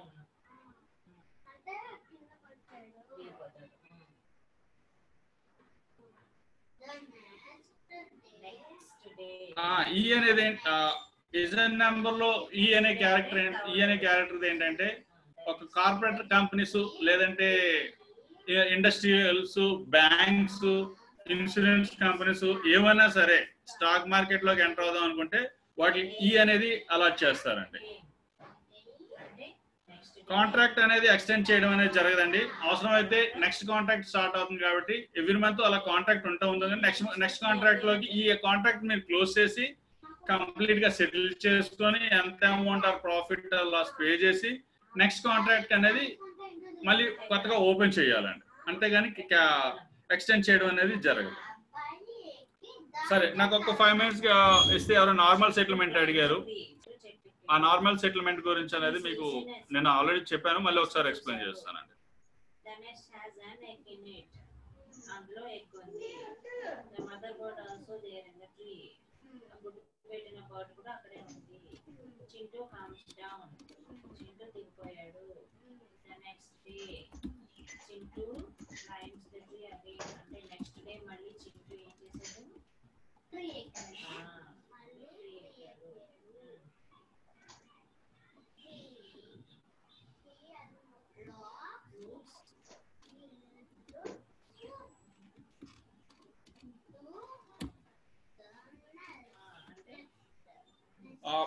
ఎవ్రీడే ట్రేడింగ్ జరుగుతూ ఉంటుంది కదండి మనకి. ఇయర్ లో హాలిడేస్ ఎక్సెప్ట్ హాలిడేస్ ఏవైతే ఉన్నాయో అవన్నీ కూడా ట్రేడింగ్ జరుగుతూ ఉంటుంది.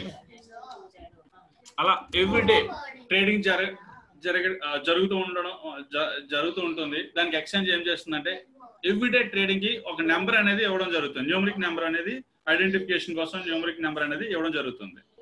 ఆ నెంబర్ ఎలా జరుగుతుందంటే ఇయర్ ఫస్ట్ తీసుకుంటుంది.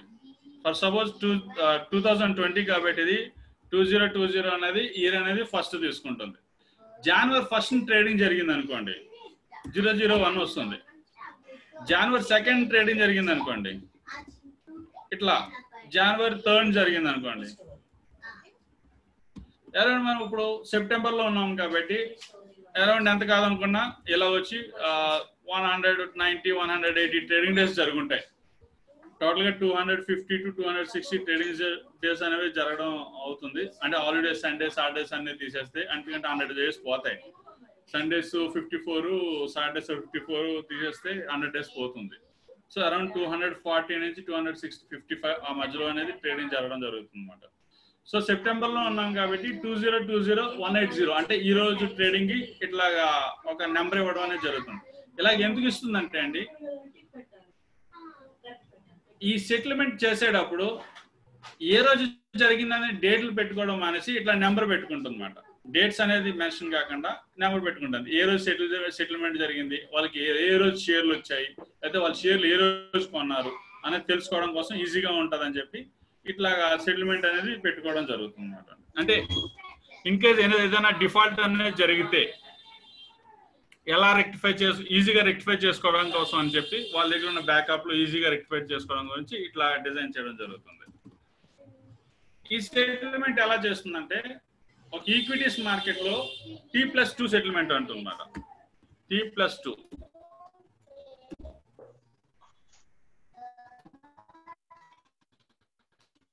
దీన్ని రోలింగ్ సెటిల్మెంట్ అంటారు.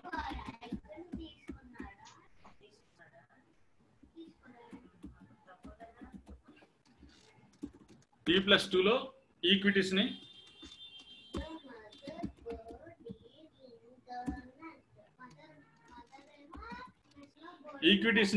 T+2 లో రోలింగ్ సెటిల్మెంట్ చేస్తున్నారు.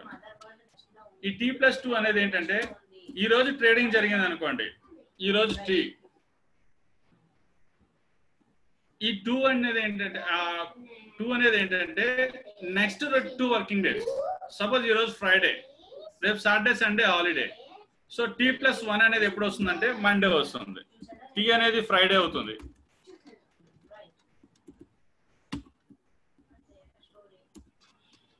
T+1 అనేది మండే అవుతుంది అన్నమాట. అంటే ఆ నెక్స్ట్ వర్కింగ్ డే అన్నమాట అండి. ఆ నెక్స్ట్ వర్కింగ్ డే T+3 వస్తుంది, T+2 వస్తుంది, ట్యూస్డే.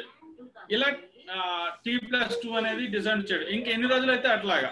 T+3 ఏంటి మళ్ళీ వెడ్నెస్డే రావడం అనేది ఇట్లా జరుగుతూ ఉంటుంది. ఈ సెటిల్మెంట్ అనేది ఇలా డిజైన్ చేస్తారు. ఇది కూడా ఎందుకు యూజ్ చేస్తారంటే, ఈ సెటిల్మెంట్స్ కూడా ఎందుకు ఇలాగా యూజ్ చేస్తారనంటే,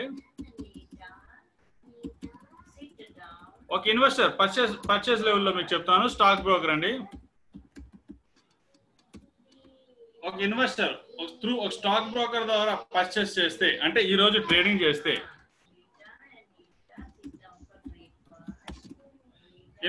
ఇన్వెస్ట్ చేస్తే,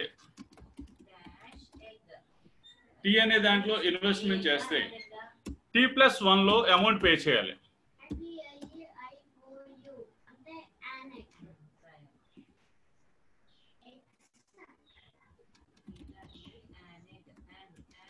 డ్యూ పే చేయాలన్నమాట. ఇలా పే చేయడాన్ని పే ఇన్ అంటారు. ఇట్లా పే చేయడాన్ని, ఆ due amount stock broker pay చేయడాన్ని పే ఇన్ అంటారు అన్నమాట. సో ఆయన ఇన్వెస్ట్ చేశాడు స్టాక్స్ లో, ఈ అమౌంట్ పే చేశాడు. T+1 లో అమౌంట్ పే చేశాడు. అప్పుడు స్టాక్ బ్రోకర్ ఏం చేస్తుందంటే T+2 లో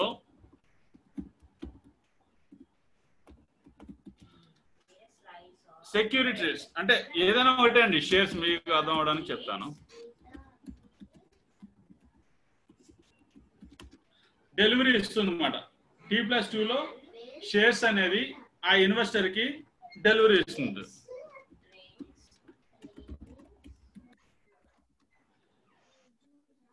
షేర్స్ ఇన్వెస్టర్ కి డెలివరీ ఇస్తుంది. ఇలా ఇవ్వటాన్ని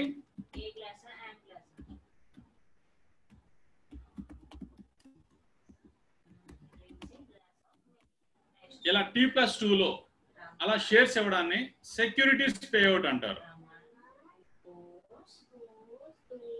ఒక పర్చేస్ చేసిన ఇన్వెస్టర్ T+1 లో అమౌంట్ తీసుకోవడాన్ని, అమౌంట్ ఇవ్వడాన్ని పే ఇన్ అంటారు. స్టాక్ బ్రోకర్ కి అమౌంట్ కలెక్ట్ చేసుకోవడానికి పే ఇన్ అంటారు. అదే స్టాక్ బ్రోకర్ ఆ ఇన్వెస్టర్స్ కి అమౌంట్ తీసుకున్న తర్వాత తీసుకున్న అమౌంట్ షేర్స్ ఇవ్వాలి కాబట్టి దాన్ని T+2 లో షేర్స్ ఇస్తారు కాబట్టి సెక్యూరిటీస్ పేఅవుట్ అంటారు.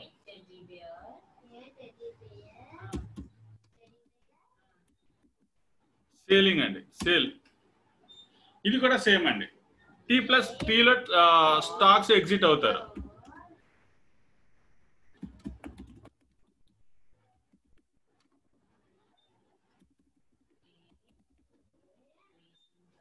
T లో ఎగ్జిట్ ఇన్వెస్ట్మెంట్. T+1 లో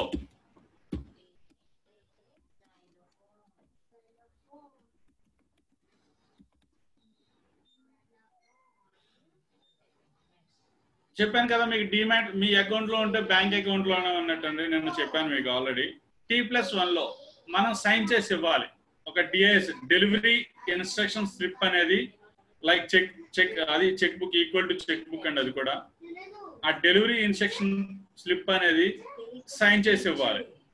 అంటే మనం ఎగ్జిట్ అయిన షేర్స్ ఎగ్జిట్ అయ్యాను, సో ఈ షేర్స్ నేను ఎవరికైతే సేల్ చేశానో వాళ్ళకి షేర్స్ ఇచ్చేసి నాకు అమౌంట్ ఇవ్వమని చెప్పేసి డిఐఎస్ మాట, దాన్ని డెలివరీ ఇన్స్ట్రక్షన్ స్లిప్ అంటారు.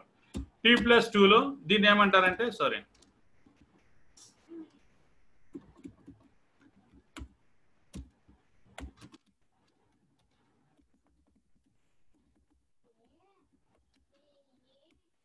సెక్యూరిటీస్ పే ఇన్ అంటారు అన్నమాట.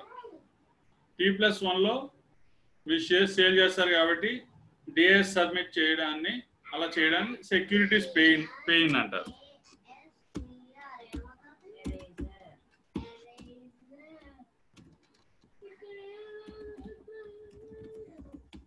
సో మీరు ఇన్వెస్ట్మెంట్ నుంచి ఎగ్జిట్ అయ్యారు కాబట్టి షేర్స్ కూడా మీరు సబ్మిట్ చేస్తారు కాబట్టి మీకు ఫండ్స్ రావాలి. అది T+2లో వస్తుంది. అంటే మీరు ఫ్రైడే సేల్ చేస్తే next working day, Saturday Sunday exclude చేస్తే మండే అండ్ ట్యూస్డేకి మీ అమౌంట్ అనేది మీ అకౌంట్ ఇవ్వడం జరుగుతుంది. దాన్ని ఫండ్స్ పేఅవుట్ అంటారు అన్నమాట. దీన్ని ఫండ్స్ పేఅవుట్ అంటారు. అదండి మీకు ఎవరో నార్మల్ స్టేట్మెంట్ అడిగారు కాబట్టి ఐ హోప్ మీకు అర్థమైంది అనుకుంటున్నాను. ISIN లో 10, 11 and 12, 10 and 11 అనేది ISIN నెంబర్లో 10 and 11 అనేది ఒక సీరియల్ గా ఎక్స్చేంజ్ అనేది ఇవ్వడం జరుగుతుంది. 12 డిజిట్ అనేది చెక్ డిజిట్ అండి. ఇది కూడా ఎక్స్చేంజ్, ఈ 3 లెటర్స్ కూడా లాస్ట్ 3 లెటర్స్ కూడా ఎక్స్చేంజ్ అనేది ఇవ్వడం జరుగుతుంది అన్నమాట. అండి మీకు ఇప్పుడు దాకా అంటే చెప్పినందుకు అర్థమైంది అనుకుంటున్నాను. ఐ హోప్ మీకు అర్థమైంది అనుకున్నా. ఎవరికైనా అర్థమైపోతే ఇంకేమైనా డౌట్ ఉంటే అడిగితే జస్ట్ నేను ఇన్వెస్టర్ ప్రొటెక్షన్ ఫండ్ గురించి మీకు ఎక్స్ప్లెయిన్ చేస్తాను.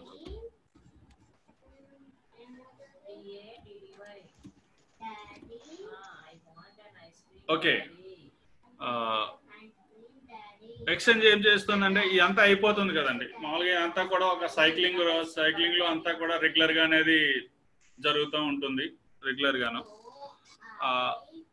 ఎక్స్చేంజ్ ఏం చేస్తుందంటే సెబీ అండ్ ఎక్స్చేంజ్ ఏం చేశారంటే Bombay public trust act 1950 act ప్రకారంగా ఏంటంటే ఒక ఇన్వెస్టర్ ప్రొటెక్షన్ ఫండ్ అనేది ఏర్పాటు చేయడం జరిగింది అన్నమాట అండి. ఇన్వెస్టర్ ప్రొటెక్షన్ ఫండ్ IPF అన్నమాట. పబ్లిక్ యాక్ట్ ట్రస్ట్ యాక్ట్ 1950 ప్రకారంగా ఇన్వెస్టర్ ప్రొటెక్ట్ అనేది జరిగింది. ఇది ఎందుకు ఉపయోగపడుతుందంటే అండి, ఏదైనా స్టాక్ బ్రోకర్, సపోజ్ మీరు నిన్న చాలా స్టాక్ బ్రోకర్లు చెప్పారు, ఏంజల్ చెప్పారు, లేదంటే కార్వే చెప్పారు, ఇలా డిఫరెంట్ మెథడ్ లో చాలా వరకు బ్రోకింగ్స్ చెప్పారు. వాళ్ళు ఎవరైనా సరే ఇన్వెస్టర్లను ఫ్రాడ్ చేసి, అంటే రీసెంట్ గా కార్వే ఫ్రాడ్ చేశాడు, చాలా మంది ఇన్వెస్టర్ల అమౌంట్ అంతా కూడా యూటిలైజ్ చేసుకున్నాడు తను ఓన్ గా. అండ్ రీసెంట్ గా last year BME wealth creators అని కూడా ఉంది. ఆ కంపెనీ కూడా సేమ్ అలాగే ఇన్వెస్టర్స్ ని ఫ్రాడ్ చేసింది. కానీ అమౌంట్స్ అన్ని కూడా సెటిల్ చేసిందిలేండి. ఎవరికి లాస్ అయితే, ఏ ఇన్వెస్టర్ కి కూడా లాస్ లేదు. మొత్తం వాళ్ళ ప్రతి పైసా కూడా వాళ్ళ దగ్గర నుంచి కలెక్ట్ చేసి ఎక్స్చేంజ్ అనేది ఇవ్వడం జరిగింది. ఏ ఇన్వెస్టర్ కూడా నష్టపోలేదు. ఏ ఇన్వెస్టర్ కూడా అలా ఫ్రాడ్ చేసినా సరే నష్టపోలేదు. ఒకవేళ అలా ఫ్రాడ్ చేసిన తర్వాత కూడా ఏమైనా ప్రాబ్లం వచ్చింది అని అంటే ఈ ఇన్వెస్టర్ ప్రొటెక్షన్ ఫండ్ నుంచి మాక్సిమం 15 lakhs అనేది ఇవ్వడం జరుగుతుంది అన్నమాట ఆ ఇన్వెస్టర్స్ కి. ఈ ఇన్వెస్టర్ ప్రొటెక్షన్ ఫండ్ ద్వారా మాక్సిమం ఏ ఇన్వెస్టర్ అయితే ఏ కంపెనీ ద్వారా నష్టపోయారో ఆ కంపెనీ ద్వారా ఇప్పించేస్తారు. మాక్సిమం 100% ఇప్పించేస్తారండి. దాంట్లో అయితే ఎట్టి పరిస్థితుల్లో ఆపడం జరగదు. అయినా సరే ఏమైనా డిఫాల్టర్ గా ఉండిపోతే, అయినా సరే ఇన్వెస్టర్ నష్టపోతున్నాడు అని తెలిస్తే మాక్సిమం 15 lakhs వరకు ఇన్వెస్టర్ ప్రొటెక్షన్ ఫండ్ ద్వారా ఇవ్వడం జరుగుతుంది. మీరు స్టాక్ మార్కెట్ లో ట్రేడింగ్ చేసి నష్టపోతే ఇవ్వడం జరగదండి. మీరు బిజినెస్ చేస్తూ నష్టపోతే IPF లోంచి ఇవ్వడం జరగదు. ఏదైనా స్టాక్ మెంబర్ అంటే ఎవరైనా స్టాక్ బ్రోకర్ NSE ఎక్స్చేంజ్ లో మెంబర్షిప్ తీసుకున్నవాడు ఎవడైనా సరే నష్టపోతే వాడు ఫ్రాడ్ చేస్తే ఆ ఇన్వెస్టర్కి ఇవ్వడం అనేది జరుగుతుంది అన్నమాట అండి. ఇట్లా మాక్సిమం 15 lakhs వరకు జరుగుతుంది. దీంట్లో మరి ఈ 15 lakhs ఇస్తున్నారు, మరి ఎంతమందిగానే ఇస్తారు? మరి దీనికి అమౌంట్ ఎక్కడి నుంచి వస్తుందనంటే ఎవ్రీ ఇయర్ కూడా ప్రతి సెక్యూరిటీస్ నుంచి, ప్రతి స్టాక్ బ్రోకర్ నుంచి కొంత ఫండ్ అనేది కలెక్ట్ చేయడం జరుగుతుంది. IPF కోసం అనేది, ఇన్వెస్టర్ ప్రొటెక్షన్ ఫండ్ కోసం.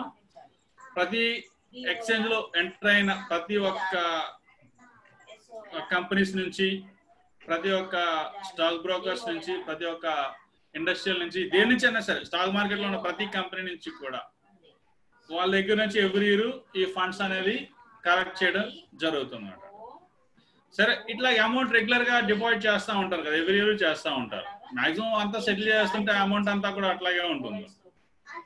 ఒకవేళ అంటే ఏం చేస్తారంటే ఆ అమౌంట్ అనేది డిపాజిట్ లో ఉంటాయి కదా బ్యాంక్స్ లో, వాటి మీద ఇంట్రెస్ట్ అనేది రావడం అనేది జరుగుతుంది. ఏ బ్యాంక్స్ అయినా సరే ఇంట్రెస్ట్ ఇవ్వడం అనేది జరుగుతుంది. ఆ వచ్చిన ఇంట్రెస్ట్ అమౌంట్ తోటి ఎక్స్చేంజ్ ఏం చేస్తుందంటే ఇన్వెస్టర్ అవేర్నెస్ ప్రోగ్రామ్స్ అనేసి కండక్ట్ చేస్తూ ఉంటారు అన్నమాట. ఫ్రీగా కండక్ట్ చేస్తూ ఉంటారు.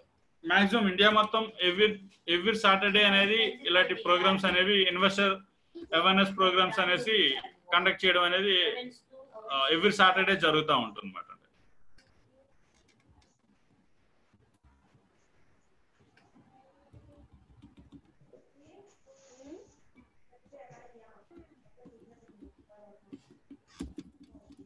ఇది ఇన్వెస్టర్ ప్రొటెక్షన్ ఫండ్ ఇదండి. ఫర్దర్ మీకు ఇంకేమైనా డౌట్స్ ఉంటే ఒకసారి చెప్తే మనం ఇవాళకి క్లాస్ రేపు మళ్ళీ ఆప్షన్స్ గురించి చెప్తాను మీకు.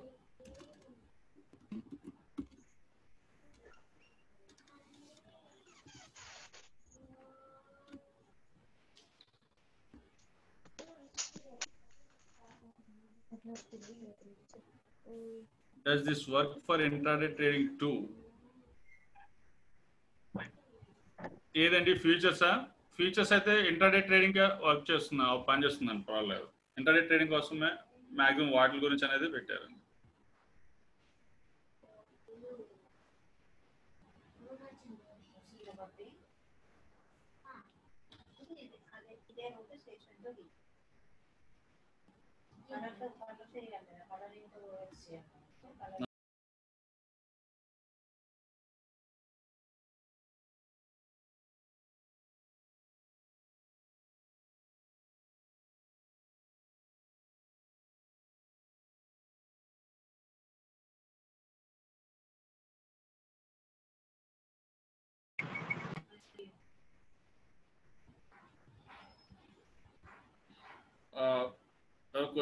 Sir not audible. ఓకే,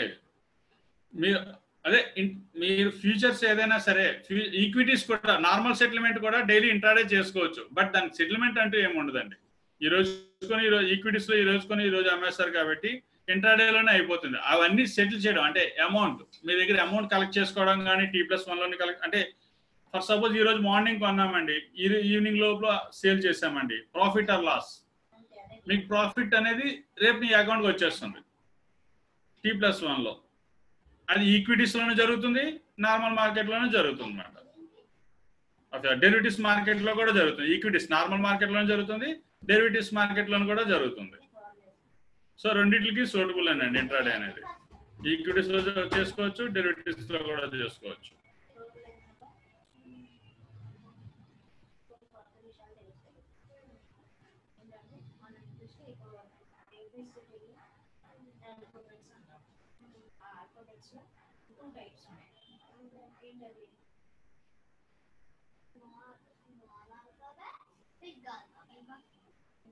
ఇంకేమైనా డౌట్స్ ఉన్నాయండి ఎవరికైనా? రేపైతే ఆప్షన్ ఈ డెరివేటివ్స్ లోనే సెకండ్ ప్రోడక్ట్ ఆప్షన్స్ సెగ్మెంట్ అనేది చెప్పడం జరుగుతుంది. ఐ హోప్ నేను అది మాక్సిమం చెప్తాను మీకు. అవసరం 2 times చెప్తాను. రేపు మండే కూడా వీలైతే చెప్తాను. ఒకవేళ రేపు మీకు అర్థం అవ్వకపోతే ఆప్షన్ సెగ్మెంట్ అనేది అర్థం అవ్వకపోతే మండే నేను చెప్తా. ఒకవేళ రేపు మీకు ఆప్షన్స్ అనేది ఎండిపోతే మండే అనేది మీకు మ్యూచువల్ ఫండ్ అనేది చెప్పడం జరుగుతుంది. మ్యూచువల్ ఫండ్స్ గురించి ఇంట్రడక్షన్, వాటి ఎట్లా ఎన్ఏవి ట్రేడింగ్, ఎన్ఏవి క్యాలిక్యులేషన్స్ అవన్నీ కూడా చెప్పడం జరుగుతుంది. అంటే ట్యూస్డే మీకు కెరియర్ గ్రోత్ నుంచి చెప్తారు. నేను కూడా మీకు ఒకసారి అది పూర్తిగా చెప్తా. ఈ లోపల మీకు ఏమైనా డౌట్స్ ఉండి ఫర్దర్ గా మీరు రెగ్యులర్ గా ఒకసారి మా టీవీస్ అవి వాచ్ చేయండి. అంటే సిఎన్బిసి మీకు ఆల్రెడీ నేను చెప్పా, news paper, business man paper కానండి, టీవీ న్యూస్ ఛానల్, వీటి కోసం మన స్టాక్ మార్కెట్ గురించి ప్రత్యేకంగా న్యూస్ ఛానల్ 10 ఛానల్ ఉంటాయి. కాదు తెలుగులో తక్కువ, చాలా తక్కువ అండి. హిందీ ఇంగ్లీష్ లో అయితే చాలా ఉన్నాయి, ఒక 10 ఛానల్ పైన ఉన్నాయి. అవైతే మీకు నేను చూపిస్తాను. ఒకసారి న్యూస్ ఛానల్ అన్ని మీరు చూడండి ఒకసారి.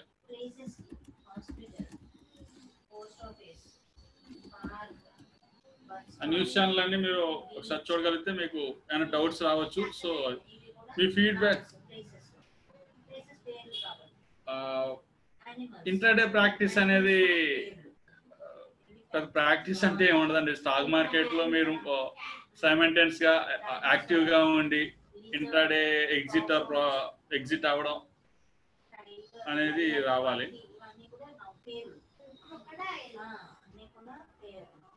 శ్రీకాంత్ గారు which company is better for long term investment అని అడుగుతున్నారు. మీరు ఇన్వెస్ట్మెంట్ గురించి అడగాలంటే మీరు లాస్ట్ ట్యూస్డే మీకు ఎక్స్ప్లెయిన్ చేస్తాను అది ఎట్లాగనేది ఇన్వెస్ట్మెంట్ అనేది. మీరు అకౌంట్ ఆల్రెడీ ఓపెన్ చేస్తుంటే ఓకే, లేదంటే వాటి గురించి కూడా మీకు ఏంటనేది చెప్తాను.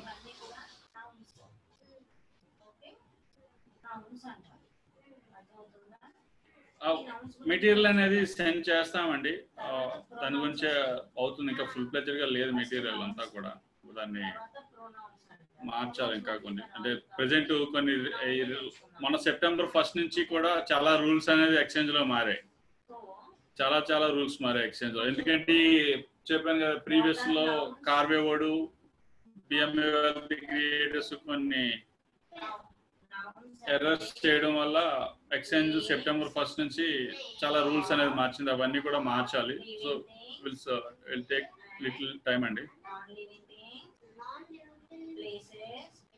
మీకు సర్టిఫికేషన్ గురించి ప్లేస్మెంట్ గురించి అనేది మీకు రత్నబాబు గారు చెప్తారు. రత్నబాబు గారు మీతో మధ్యలో మాట్లాడుతున్నారు కదా, ఆయన అనేది రత్నబాబు గారు అనేది ఎక్స్ప్లెయిన్ చేస్తారు టోటల్ గా. ఆయన జేఎఫ్ సిఇఓ అంటే కంపెనీ సిఇఓ ఆయనే.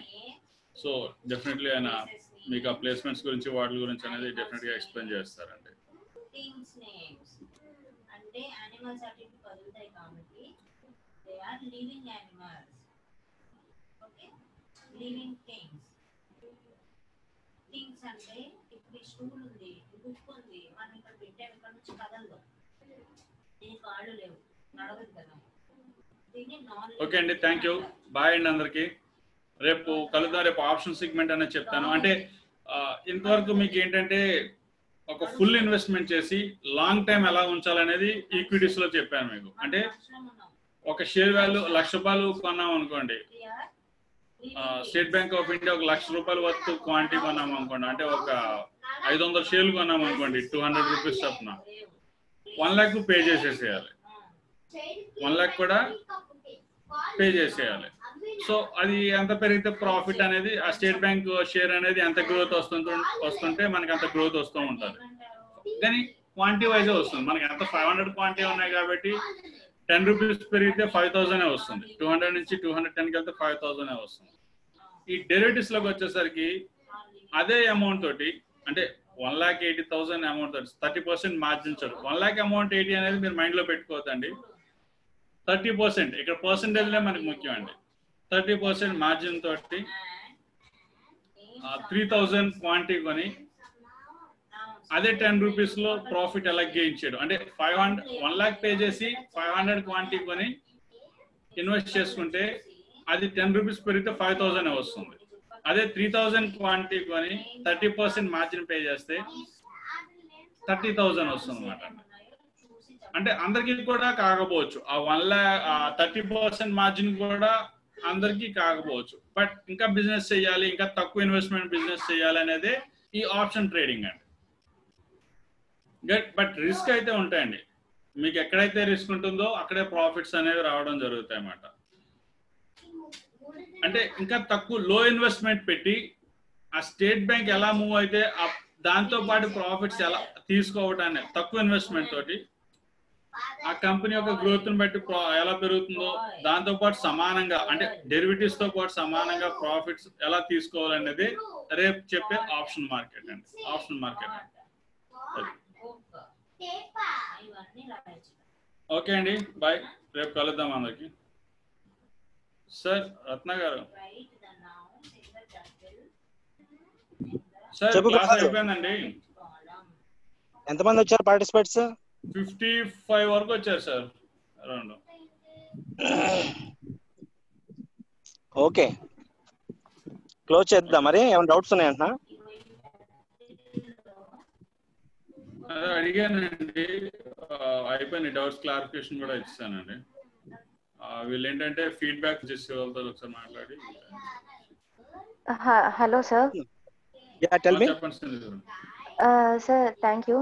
Sir, can you please provide PDF, sir? Due to some network issues, I am unable to attend your class totally, sir. So that's why I need today's PDF, like anything else. Prasad, if possible, share it. They will download. Yeah, sir. So even can you please provide any Facebook links, live classes links in APSSDC Facebook website? అది మనకి ఇంకో it will take time అండి. అంటే first ఇప్పుడే start చేసాం, అట్లాగా further గా ఇంకా అలాగా డెఫినెట్ గా అనేది జరుగుతూ ఉంటది, చేంజెస్ వస్తాయి. ఇది క్లాసెస్ రెగ్యులర్ గా గోయింగ్ ఆన్ కాబట్టి will organise. Okay sir, actually morning నుంచి కొంచెం సమ్ టెక్నికల్ ప్రాబ్లమ్స్ ఉండడం వల్ల సో క్లాస్ కూడా క్లియర్ గా వినలేదు. అది depends on your network. Yeah sir, so అదే మా నెట్వర్కే ప్రాబ్లం. సో ఇన్ కేస్ మేము పీడిఎఫ్ చూస్తే ఏమైనా డౌట్ ఉంటే అట్లీస్ట్ రేపైనా మేము అడగడానికి ఆప్షన్ ఉంటది కదా. Yeah got it. Yeah sir, ఒక పని చేద్దాం ప్రసాద్, మార్నింగ్ స్టార్ట్ అయినప్పుడు ఏం చేస్తారంటే ఫస్ట్ 10-15 minutes పీపుల్ జాయిన్ అయ్యే టైం పడుతుంది కాబట్టి ఎస్టర్డే సెషన్ గురించి ఏమైనా డౌట్స్ ఉంటే క్లారిఫై చేయండి మార్నింగ్. డాక్యుమెంట్ షేరింగ్ అని ఏమైనా ఉంటే అట్లా చేసేసేయండి. ఏమ్మా? Thank you sir. అప్పుడు అది టెక్నికల్ ఇష్యూస్ గానీ ఏమైనా ఉన్నా కానీ వాళ్ళు ఆ ప్రాబ్లమ్స్ లేకుండా షార్ట్ అవుట్ అవుతుంది, అందరికి అది రీచ్ అవుతుంది. Yeah sir. చలో ప్రసాద్. ఓకే మరి బాయ్.